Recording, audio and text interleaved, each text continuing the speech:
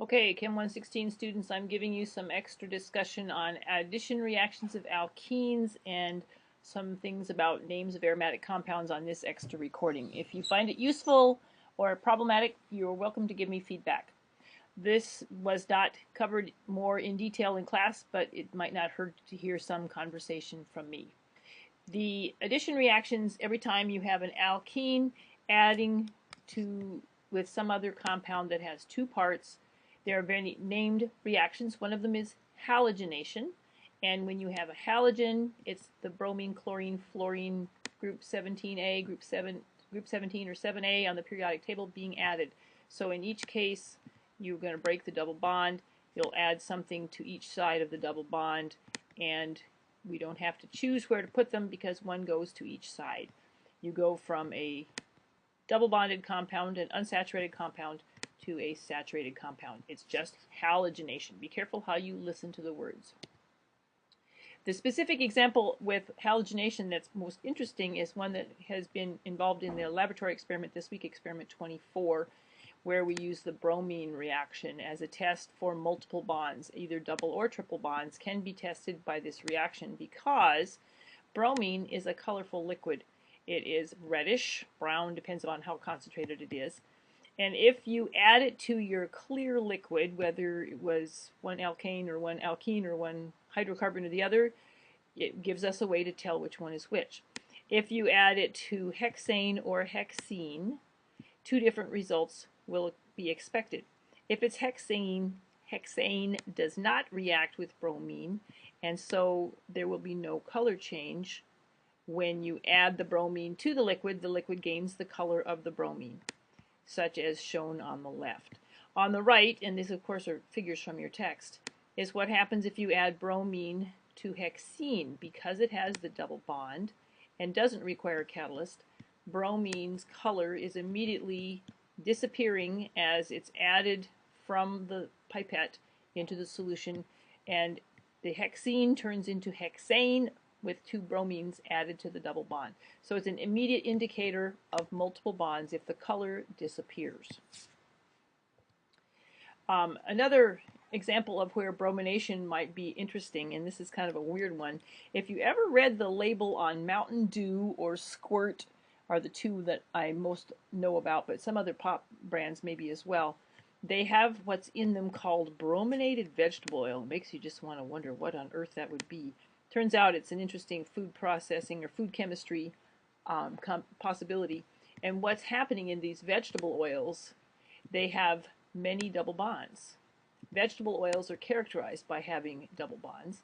And if you brominate them, well, then you end up with no more double bond and lots of bromines in them instead. The brominated compound has a different characteristics in terms of food chemistry that we don't have to understand in detail, but that's where it comes from. It's exactly a reaction of an alkene with bromine. Hydrohalogenation, you have to listen to these carefully, is where we have hydrogen and halogen together in one of these reagents. HBr, HCl are the two most common. Otherwise, hydrogen iodide is the third one that's common. And you're typically going to get two different products, but predominantly one product is favored because of Markovnikov's rule. It was described in Activity 3 in your book, in your guided inquiry book. One way of saying it is the hydrogen goes to the carbon with a greater number of hydrogens, and if hydrogen is wealth, which sounds kind of silly, the rich get richer. The hydrogen goes to where there's more hydrogens. And so in an example like this, the carbon on the left has 0 hydrogens for this particular alkene, and the hydrogen on the right has 2 hydrogens. So when you break the bond, you will add the two parts of this reagent, hydrogen and bromine, such that the hydrogen goes to the side with the most hydrogens. Therefore, it would go to the carbon on the right, and the bromine goes to the other carbon. So the product that results no longer has your double bond, and you'll get what's shown on the right, but it looks totally different now that they've drawn it in a different geometry. But if you think about it, it's still the same thing because you've got a longest chain of 3 carbons, and now one of them is CH3. The carbon on the right end of the double bond is now CH3 when it used to be CH2. and then the bromine is attached to the carbon adjacent to it. All these different representations are different ways of looking at things, but sometimes we need to stare at them for a minute to recognize that the one above and the one below are the same. All right, so this is the example we did at the start of class today, and I'm not going to repeat it here, but I'm going to pause and move on to names of aromatic compounds in more detail. For further conversation about naming of aromatic compounds, here are some examples from your book, and you can find them in your homework as well, but here you can listen to me talk about it if you wish. For di-substituted aromatics with only two things on the ring, you can use these three names, ortho, meta, and para, as the ones we described in class today. Ortho is when they're 1 and 2 in the positions on the ring. Meta is 1 and 3 positions on the ring. Para is 1 and 4. They each are abbreviated with a single letter, which is easier to write. We like simplification. And examples of each of these are below. So the first one is ortho dibromobenzene. Well, you could say 1,2-dibromobenzene, but ortho seems simpler, and you often will see that used instead of numbers. The second one, you have to identify the two substituents. Chloro is one. Nitro is the second one here, may not be as familiar to you, but it comes up a time or two in this chapter, and you'll get acquainted with it gradually. And so in this case, they go in alphabetical order, preceded by the prefix indicating that their positions are 1 and 3 on the ring. You don't have to decide which one is number 1 if you simply use the meta designation. You can also write just the letter M. That's sufficient. On the first one, you could have listed just O. That's also totally sufficient. The third example here is one with a para orientation. Para means they're on the positions 1 and 4, and if you don't like to write them out, you don't have to. Typically, they don't expect you to on the homework, and so you could just do P, and in this case, it's dimethylbenzene because that's the two substituents on the ring. So, given another example here, whoops, ignore this, I forgot to fix it. Whoops, back up. The date for the homework being due is Sunday, 1/31. I thought I had the right version here, but I mistakenly did not. Now, this compound has a name, and it would be based on what? Well, the ring has 6 carbons on it. Well, surprise, it's the usual benzene thing. The part over here on the right becomes a named compound, and the part that's in red, in other words, all describes or shows the part that's known as aniline. It's one of the compounds you need to know for this exam, the first exam. And the part on the left, we're going to have to name it. Well, if you've got one carbon in the middle with 2 methyl groups on it, it has a special name. And then we have to describe where it is on this aniline molecule.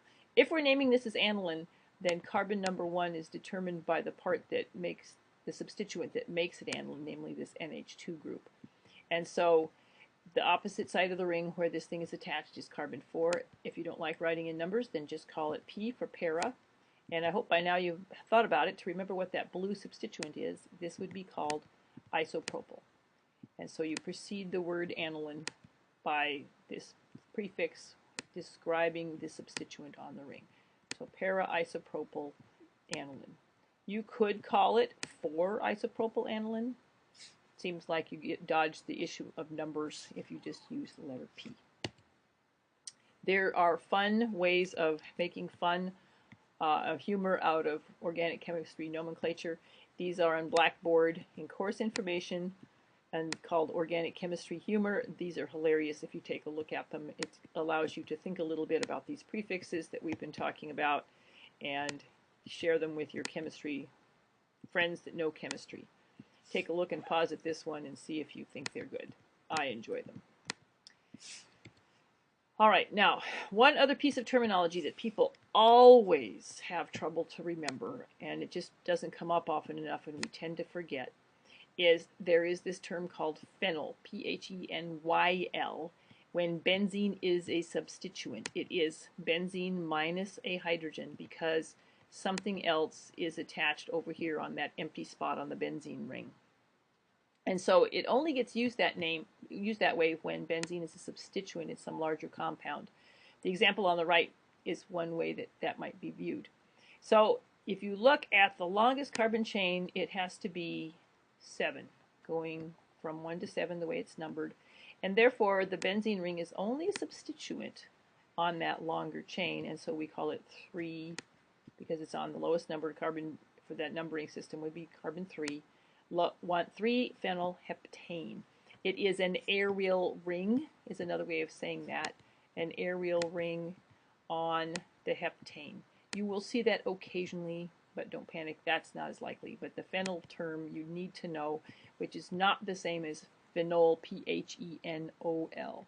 So be careful that you don't mistake these two terms. I'll write it in here for you. Phenol is a benzene with the OH group on it.